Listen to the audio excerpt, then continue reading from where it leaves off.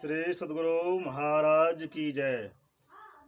भक्तों के वचनों को पूरा करते हैं भगवान। सहदेई बुजुर्ग निवासी मुंसिफ साहब के यहाँ एक दिन असमय में 50 साधुओं की टोली पहुंच जाता है। घर की स्थिति वैसी नहीं थी कि उतने लोगों को भोजन कराया जा सके। पत्नी को एकमात्र आभूषण बाला बच गई थी। मुंसिफ साहब पत्नी से बोले, यह स्वर्ण बाला दे दो, इसे बंधक में रखकर अभी साधुओं के लिए भोजन सामग्री ले आता हूँ, पीछे छुड़ाकर तुम्हें वापस दे दूंगा। पत्नी तुरंत बाला खोलकर दे दी और उन्होंने साधुओं को भोजन से तृप्त किया। बहुत दिन बीत गए। मुंसिफ जी बाला छुड़ाने में असमर्थ रहे। बार बार पत्नी का तगादा हो रहा था। एक दिन मुंसिफ जी स्नान करने जा रहे थे। उसी समय पत्नी ने बाला की चर्चा कर दी। मुंसिफ जी आज भगवत चिंतन के साथ साथ बाला का भी चिंतन करते जा रहे हैं। करुणा निधान भगवान से भक्त की व्यथा सही नहीं गई। जब तक मैं मुंसिफ जी स्नान करके लौटे, इसी बीच में भगवान मुंसिफ जी का रूप धारण कर दुकानदार से बाला छोड़ाकर मुंसिफ जी की पत्नी को बाला देने गए। वो भगवान की पूजा के लिए चौका लगा रही थी। उसने कहा, मेरे हाथ में तो कीचड़ लगा है, आप ही पहना दीजिए ना। और भगवान अपने हाथ से बाला पहनाकर चले गए। मुंसिफ जी जब स्नान कर लौटे और अपनी पत्नी के हाथों में बाला देखी तो आश्चर्यचकित होकर पूछा, यह बाला तुम कहाँ से ले आई? पत्नी बोली, आप ही तो अभी दिए हैं और आप ही पूछते हैं कहाँ से लाई हो। यह सुनकर मुंसिफ जी सीधे दुकानदार के पास गए और कहा, मेरी बाला वापस करो। दुकानदार बोला, अभी तो आप रुपये देकर बाला ले गए और फिर कहते हैं कि बाला वापस करो। प्रभु की अहुति की कृपा का स्मरण कर मुंसिफ जी रोने लगे और भगवान की करुणा भरी लीला की कहानी अपनी पत्नी से कह सुनाई। सुनते ही दोनों के हृदय में भगवत प्रेम का आवेग सागर की भांति उमड़ने लगा और उन्हें सर्वत्र जैसे प्रभु ही प्रभु दिखाई पड़ने लगे। यह भक्त दंपति स्थूल शरीर छोड़कर प्रभु की धाम चले गए, लेकिन इसके पवित्र निवास स्थान को देखने के लिए सहृदय भक्त आते ही रहते हैं। गुरु महाराज सदगुरु महर्षि महेंद्र जी महाराज भी भ्रमण करने के दौरान उस स्थान पर गए थे। स्वप्न के द्वारा भी मार्गदर्शन गुरु महाराज। एक बार जापान के टोक्यो शहर में युकिको फ्यूजिता नामक एक महिला समुद्र की गहराई में एक भव्य मंदिर के द्वार पर एक साधु को खड़ा देखती है। नींद टूटने पर वह रूप हमेशा उनकी आंखों के सामने दिखाई पड़ता है। उस रूप को प्रत्यक्ष देखने के लिए भ्रमण करते करते भारत आती है। वह जानती थी कि भारत साधु संतों का देश है, इसलिए भारत आकर भ्रमण करते करते भागलपुर कुप्पा घाट आश्रम आई। उस समय गुरु महाराज आश्रम में नहीं थे। गुरु महाराज की एक तस्वीर दीवार पर टंगी हुई थी। उसको देखकर वह हर्षोत्तेक में उछल पड़ी और कहने लगी, यही बाबा हैं जिनके दर्शन स्वप्न में हुए थे।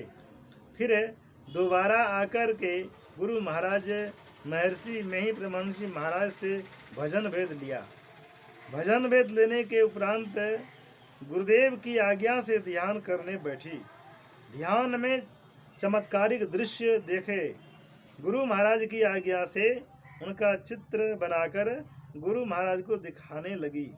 किसी ने अभ्यास के बारे में पूछा, कैसा लगा? उसने अंग्रेजी में उत्तर दिया, very easy and very hard. बहुत आसान और बहुत कठिन। सूक्ष्म जगत की अद्भुत झांकी गुरु महाराज की कृपा का ही परिणाम था। लगता है जैसे विदेश में संत मत के प्रचारार्थ गुरुदेव ने ही उसे अपनी गुप्त प्रेरणा से जापान से भारत खींच लाए। गुरु कृपा से नौका छूटी। सन 1958 ईस्वी की बात है। गुरु महाराज के एक शिष्य श्री सुंदरलाल दास जी अधिवेशन के पंडाल हेतु घास लाने हेतु 4 नावें लेकर साथियों के सहित गंगा तट पर गए थे। पानी कम हो जाने के कारण 2 नौका तो निकल गया, बाकी 2 नाव चट्टान में फंस गया। कार्तिक का महीना था। सुंदरदास जी अपने साथियों सहित ठेलते ठेलते हार गए। रात्रि वहीं विश्राम करना पड़ा। सवेरे ब्रह्म मुहूर्त में ध्यान के बाद मन ही मन गुरु महाराज से प्रार्थना की, हे गुरु महाराज, अब आप ही उद्धार करें। नाव को ठेलते ठेलते हम लोग थक गए। इस प्रार्थना के साथ ही देखते हैं कि श्री गुरु महाराज का ज्योतिर्मय रूप उनके सामने उपस्थित हुआ और नाव बड़े वेग से आगे की ओर निकल पड़ी और 1 मिनट बाद दूसरी नाव भी स्वतः आगे की ओर बढ़ गई। जाको राखे साइया मारी न सकी है कोई। अयोध्या जी के श्यामा सदन के एक महात्मा श्री लाल सखे जी महाराज सदगुरु महाराज के दर्शनार्थ भागलपुर ट्रेन से आ रहे थे। मार्ग में कहीं उनके डब्बे में कुछ गुंडे घुस गए।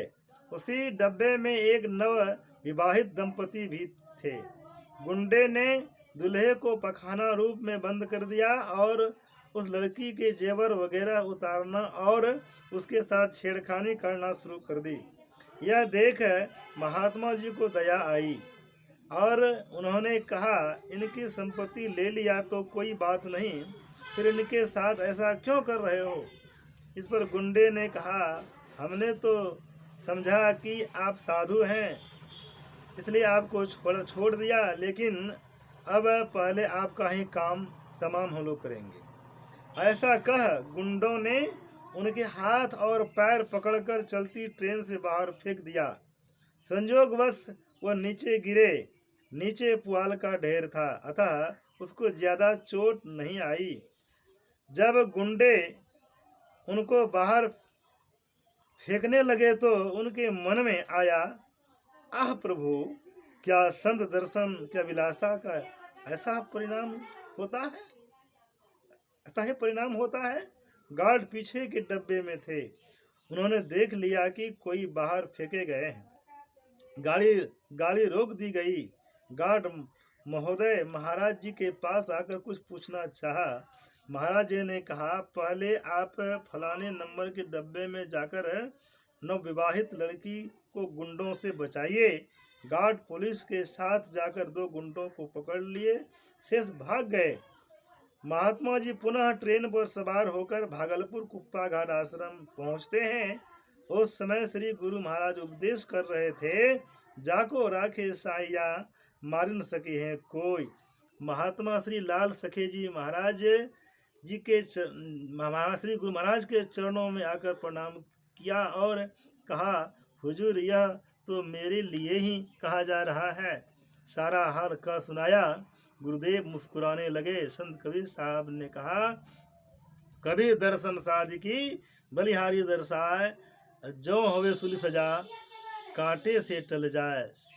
सत्संग करने पर भाला लगने के जगह कांटा गड़ करके और कुविचार से चल जाते हैं। भूत भविष्य को भी जानते हैं संत। एक बार भागलपुर मंडल के जिलाधीश श्री रामानुज जी गुरु महाराज को अत्यंत श्रद्धा भक्ति के सहित प्रणाम किया। परिचय जानने पर गुरु महाराज उनका आदर करते हुए कुप्पा घाट आश्रम अपने निवास पर भोजन करने के लिए आमंत्रित किया। आमंत्रण को स्वीकार कर भोजन कर अपने डेरे पर गए। कुछ महीने के बाद उनकी बदली हो गई और जाने की तैयारी के समय गुरु महाराज के दर्शनार्थ आश्रम आए। गुरु महाराज को प्रणाम कर बदली का हाल निवेदित किया। गुरु महाराज ने कहा, आपकी बदली नहीं हुई है। जब वे डेरे पर से कार्यालय आए तो उनको पता चला कि बदली करने वाले अधिकारी महोदय की बदली हुई है। कुछ महीने के बाद जब श्री रामानुज जी महोदय की बदली हुई तो पुनः जाने के वक्त गुरु महाराज को प्रणाम करते हुए जाने की अनुमति मांगी। गुरु महाराज आशीर्वचन में कहने की कृपा की, जाइए उन्नति करके आइए। कुछ दिनों के बाद उनकी पदोन्नति आयुक्त कमिश्नर बनकर भागलपुर पधारे। बड़ी ईमानदारी के साथ काज करते थे। वे बराबर आश्रम आया करते थे। आश्रम के साप्ताहिक सत्संग में भी भाग लेते थे। महर्षि में ही चरित्र से उद्धृत। श्री सद्गुरु महाराज की जय। एक टक्कर कालहू से ली जय। घटना 9 अक्टूबर सन 1966 ईस्वी की है। गुरु महाराज को सत्संग प्रचारार्थ जालंधर पंजाब जाना था। संत श्री ब्रह्मण्य जी महाराज टिकट कटाकर जगह सुरक्षित कर लिए थे। 6 अक्टूबर की दोपहर को अचानक श्री गुरु महाराज ने कहा कि पंजाब पश्चिम की ओर है, अतः 9 अक्टूबर रविवार की यात्रा नहीं बनती है। इस पर संत सेवी ब्रह्मण्य जी महाराज ने निवेदन किया कि पुनः दूसरे दिन कराने में बहुत कठिनाइयों और असुविधा है। आपके साथ बहुत से सत्संगी वहां जा रहे हैं। गुरु महाराज देर तक मौन गंभीर बने रहे और तब बोले, अच्छा, जो स्वर चले ताई पग दी जाए, एक टक्कर कालहू से ली जाए। इस युक्ति का गूढ़ाशय उस समय किसी ने समझ नहीं पाया। इतना ही अनुमान किया कि कुछ अशुभ होने वाला है। पुनः गुरु महाराज की उपस्थिति के कारण सब कुछ निश्चिंत हो गए। 9 अक्टूबर के 10 बजे पंजाब के लिए डीलक्स ट्रेन रवाना हुई, जिसमें गुरु महाराज साथियों एवं अन्य सत्संगियों के साथ सवार थे। 10:30 बजे रात्रि में गुरु महाराज के आदेशानुसार सब सो गए। कुछ देर के बाद अचानक धमाके की आवाज़ सुनाई पड़ी और अंधकार छा गया। सब जगह टॉर्च जलाकर देखा गया, सब ठीक ही है। केवल गुरु महाराज पूज्य भगीरथ दास जी महाराज जो साथ में रहते थे की गोद में आ गिरे। गुरु महाराज को सीट पर बिठाया गया। चीख और चित्कार की आवाज़ आ रही थी। कुछ देर के बाद पता चला कि उस गाड़ी का ज़बरदस्त टक्कर नैनी स्टेशन के यार्ड में खड़ी मालगाड़ी से हो गई। इंजन के पीछे डब्बे चूर चूर और एक दूसरे पर चढ़ गए थे। इंजन का पता नहीं था।